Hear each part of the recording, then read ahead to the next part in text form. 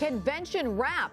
Joe Biden officially accepts the Democratic nomination for president. We have a recap and analysis of a busy 4 days in the race for the White House. Campaign mode. President Donald Trump weighs in on the DNC with his own convention just days away. And startling discovery. Renovations at a house in England unearth a look at how Catholics lived during the time of the Reformation. On EWTN News Nightly for Friday, August 21st, 2020.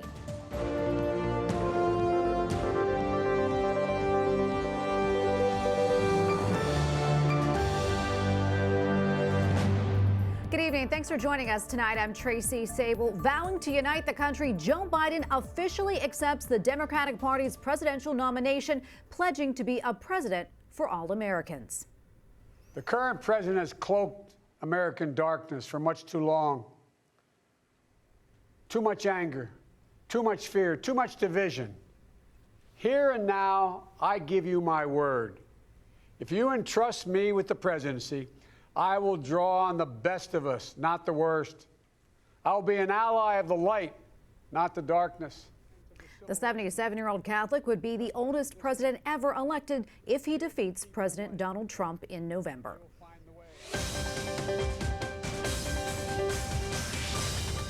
Philip Crowther, international affiliate reporter for the Associated Press, joins us once again from Wilmington, Delaware. Philip, welcome back. Good to see you. So this was an important speech for Joe Biden, whose political career spans decades. What was his message to the American people? And also, how do you think he cast himself as a candidate?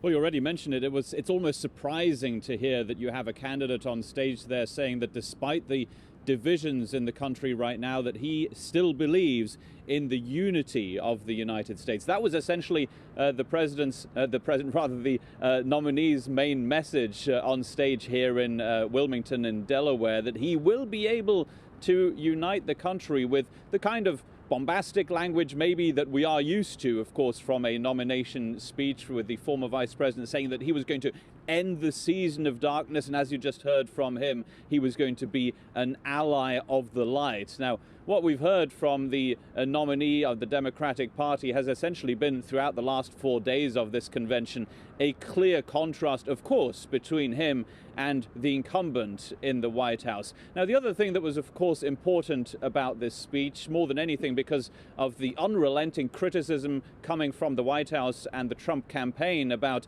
Biden's fitness for office or not, being 77 years of age, and at the time of the inauguration, if he is elected, he'd be 78 years old.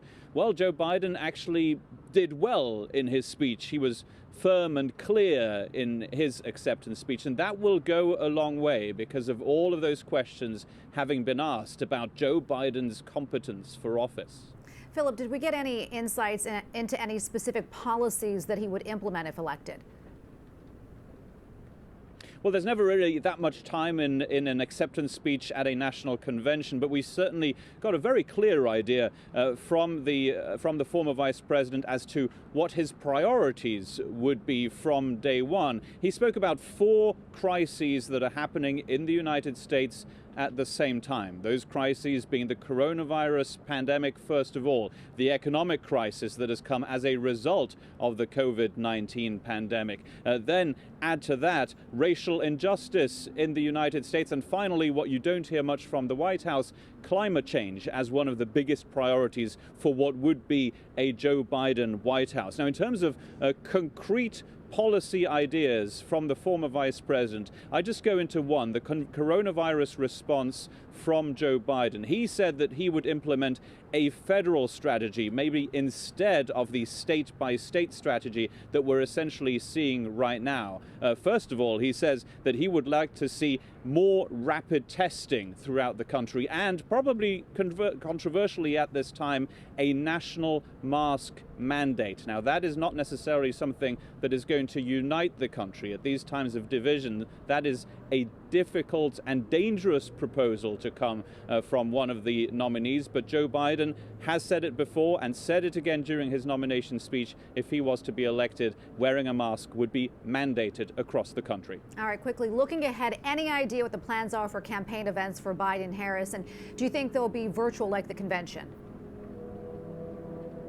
Yes, frankly, it's just going to be more virtual fundraising and more virtual campaign events, essentially long Zoom calls on behalf of the former Vice President Joe Biden and presumably also from the vice presidential nominee Kamala Harris. Now, usually what you would see at this time already right now would be both of the candidates would probably split up at this point and go campaigning non-stop in the crucial swing states. None of that is happening right now, at least on the Democratic side, because they really want to be seen as the party that is being cautious and that is listening to local guidelines, while the president, of course, is out there campaigning and is meeting quite a lot of voters in those crucial swing states. So in the absence of all of this campaigning, we do have some dates coming up. We have the first presidential debate at the end of September, and then 3 more debates, including one for the vice presidential candidates in October. Those are dates that you can already put in your calendar. All right, thank you very much, Phil Crowther, international affiliate reporter for the Associated Press. Thank you again. Our faith is already playing a major role in this year's race for the White House, and it was a highlight last night at the Democratic National Convention. Capitol Hill correspondent Eric Rosales reports. Eric? Well, Tracy, history was certainly made last night when Joe Biden accepted the position for his party without all the fanfare, without all the glitz due to COVID-19 virus. But a familiar sound was heard throughout all the speeches. That was Democrats making sure to highlight Joe Biden's faith. Democratic presidential nominee Joe Biden has waited a political lifetime to make this acceptance speech. So it's with great honor and humility I accept this nomination for President of the United States of America. The Democratic National Convention's final night also included an emotional tribute to the nominee's son, Beau Biden. Even though he is no longer with us, every day he still inspires the next president of... And ended with final prayers offered by a Jewish rabbi, a Muslim imam, and controversial Jesuit priest James Martin. Sister Simone Campbell, who declined a Catholic news agency to take a stand on the morality of abortion protections, also offered an invocation earlier. Democratic political strategist Spencer Critchley tells me the DNC made a strategic move in embracing faith.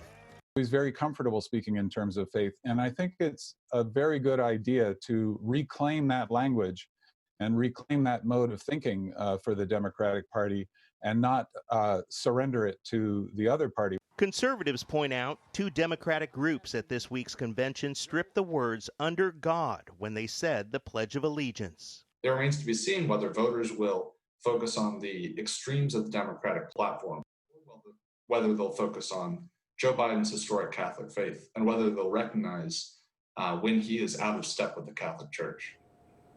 President Trump maintains a big advantage when it comes to evangelicals out there and also Catholics, but we're just going to have to wait and see what turns out at the polls. All right, Tracy? We shall see. Thank you, Eric. Correspondent Eric Rosales reporting from Capitol Hill tonight. Okay, joining me now on Skype is Carl Cannon, Washington Bureau Chief for Real Clear Politics. Carl, welcome back. Great to see you. Last night was certainly a big night for Joe Biden. What did you think of his speech, and did you think he delivered? Well, you know, we were talking earlier on the earlier segment. The president has gone around saying that Joe Biden, you know, Sleepy Joe, and implied that he's not all there. So in a sense, the Republicans made a low bar for him. And, you know, if he just didn't drool on himself, he would have cleared it. And he did not drool on himself. And he gave a workmanlike speech, maybe a little better than that. You know, he's not known as a great orator, but he did all right. And he hit the themes he wanted to hit. And what I was struck most by was this unity. That's what they wanted to talk about in a country that's not very unified right now. And the former vice president said something very interesting. He said, "I'll work as hard for the people who don't vote for me if I'm president as the people who did." Now, you think that would be, you know, boilerplate language, but it's not how President Trump is governed. And Joe Biden had the distinction last night of giving a speech that, in a sense, was less partisan than President Trump's inaugural address. And I think that was what they were going for, and I think they hit that mark. The convention this week, as you know, devoted a lot of time to pointing out the contrast between Biden and President Trump, not only on policies, but also their personalities. How do you think that will play with the undecided voters and also with Catholic voters?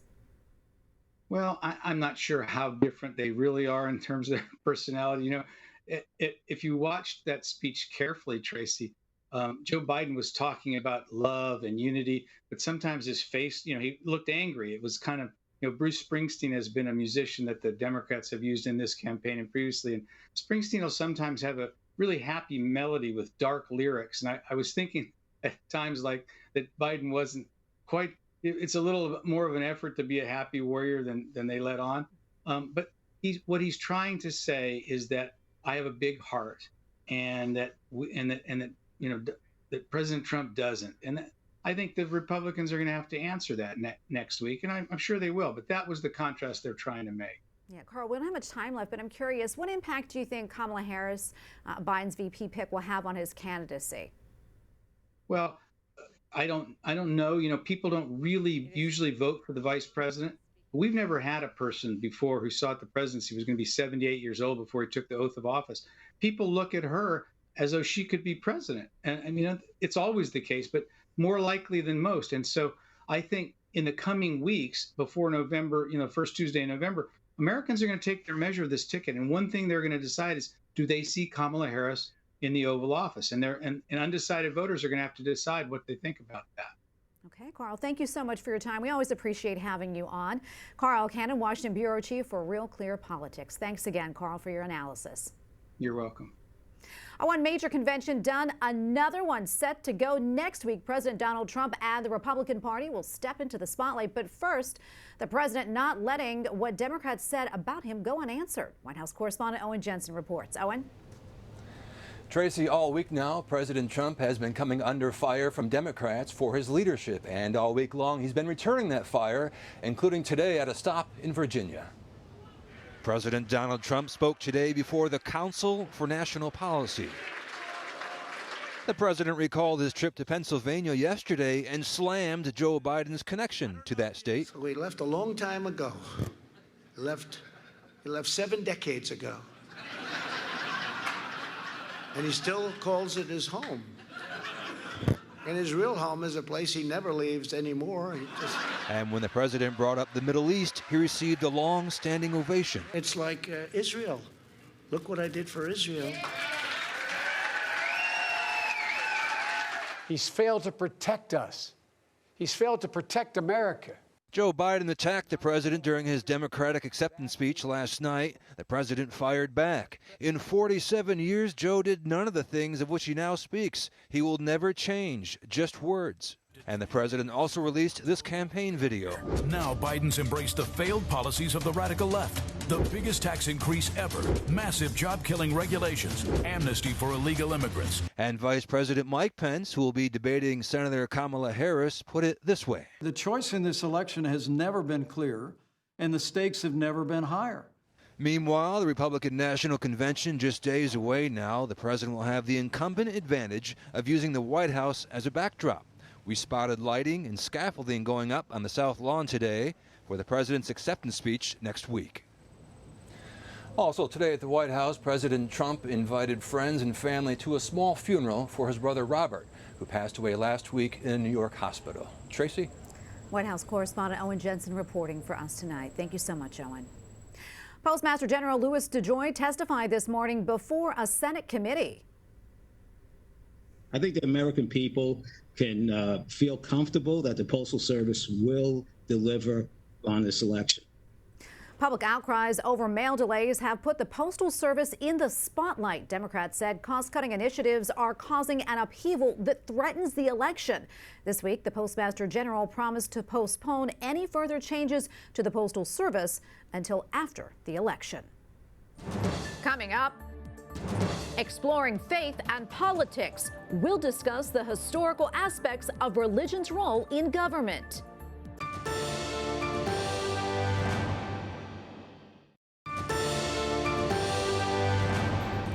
The Archdiocese of Detroit is mourning the loss of a beloved priest whose body was recovered after a 4-day search. Father Stephen Rooney and parishioner Robert Childs were on a boat with a dozen others when it capsized on the Detroit River Sunday night. His body was found in Lake Erie yesterday. The Detroit Archbishop says he is deeply grieved and is offering sympathies to his family and his parish of St. Joseph's in Trenton. Indiana's Attorney General is celebrating a victory for pro-lifers. Planned Parenthood is dropping its challenge to a law that required pregnant women to view an ultrasound before having an abortion. The 2016 law had been blocked since 2017, and the Supreme Court sent the case back to the appeals court. Okay, turning back to the race for the White House, if Joe Biden wins this November, he will become just the second Catholic elected to the nation's highest office, and his faith has been highlighted as a major part of his campaign. Joining me now on Skype to talk more about the role of faith in politics is Dr. Paul Kengor, author and professor of political science at Grove City College in Pennsylvania. Dr. Kengor, welcome back. So good to see you. So what are your impressions as you've listened to Joe Biden highlight his faith this week and also throughout the campaign? Well, I'm not surprised, Tracy. And, this has been a controversy with Joe Biden for a long time. And in fact, back in 2008, you'll probably recall he did an interview with Tom Brokaw. And, this rustled some feathers among the bishops and the church, rightly so, when Tom Brokaw said, if I was to come up to you and say, hey, Joe, I'm a fellow Catholic, tell me, when does life begin, right? Does life begin at conception? And Biden gave his kind of famous or infamous statement where he said, well, I know where it begins for me, but as a politician, I can't impose my values on other people. So that was the position that he took back then. And I remember writing a piece on this for Catholic World Report back in the 2008 campaign. And it was Joe Biden they had questioned his bishops, his hometown bishop in Scranton, which was Martino, his bishop in Delaware, which was Michael Saltarelli at the time. And they were both, they said, they held a firm line. They said politicians who have this position on abortion should not present themselves for the Eucharist. So this is an issue that's hounded Joe Biden for a while. And it's going to with Catholics again here in November 2020. As far as faith overall, are you surprised to see it take such a prominent role in the election? And also, how does it compare to previous presidential elections? Well, it's fascinating that the last two Catholic nominees for president by the Democrats, you had two JFKs, right? So John F. Kennedy in 1960 and John F. Kerry in 2004. And I think this is really striking, Tracy. JFK won in 1960 in a razor-thin race against Richard Nixon. I think the total difference was like 110,000 votes. They didn't know till early in the morning the next day who actually won. Kennedy won because he won Catholics. In 2004, John Kerry lost because he lost Catholics. And the reason that he lost Catholics in 2004 was precisely because of these moral social issues like abortion, freedom of conscience. And I'll tell you right now that if Joe Biden loses in November 2020, it'll be because he again loses Catholics over these issues.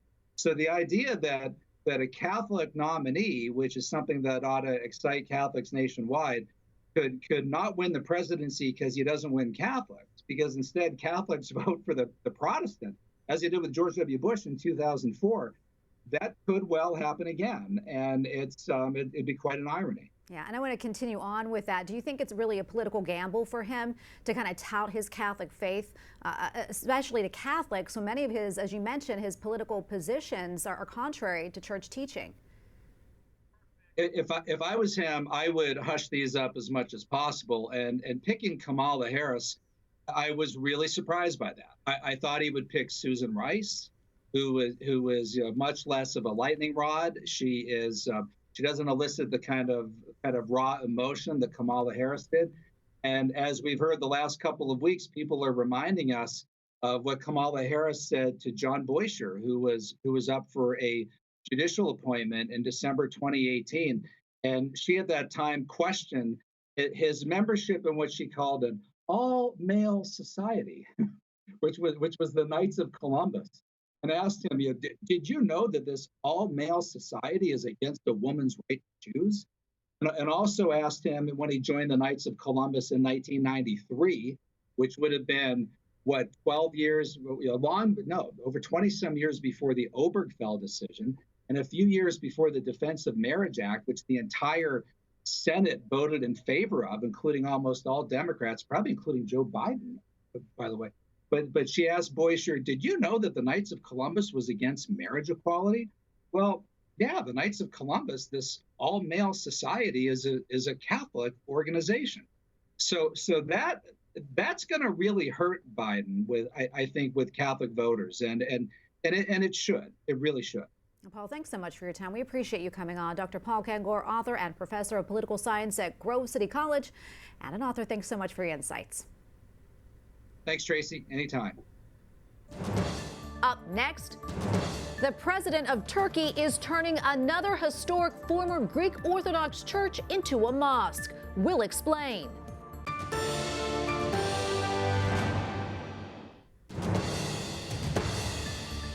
The leader of Hong Kong is announcing free COVID-19 testing for all residents starting September 1st, but only for a 2-week period. This is a one-off exercise. I don't envisage that we could continue to do it, and it would not be very cost-effective to keep on doing a universal community testing of this nature. The testing program will allow everyone living in Hong Kong to get tested on a voluntary basis. Carrie Lam, who is also a Catholic, also says that Hong Kong plans to build a temporary community hospital. Well, first it was Hagia Sophia, and now the president of Turkey is ordering another former Greek Orthodox church to be turned into a mosque.